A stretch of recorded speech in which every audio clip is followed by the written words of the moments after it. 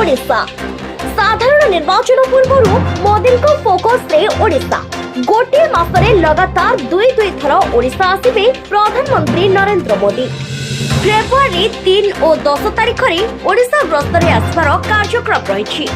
3 तारिख में संबलपुर गस्तरे आसिबे प्रधानमंत्री नरेंद्र मोदी। से संबलपुर स्थित आईआईएम स्थायी कैंपस उद्घाटन करने को आसिबे। पुणी थे फेब्रुआरी 10 तारिख में प्रधानमंत्री नरेंद्र मोदी ओडिशा गस्तरे आसबार कार्यक्रम रही। सारा देश में दुईटी बड़ बड़ महिला समावेश आयोजन करने को जाउछि बीजेपी।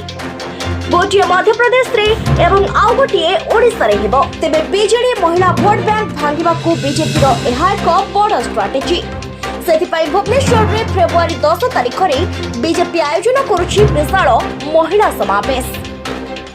एथिरे 25,000 महिला एकाठी हेबे। समावेश रे महिला माननकू उद्बोधन देबे प्रधानमंत्री।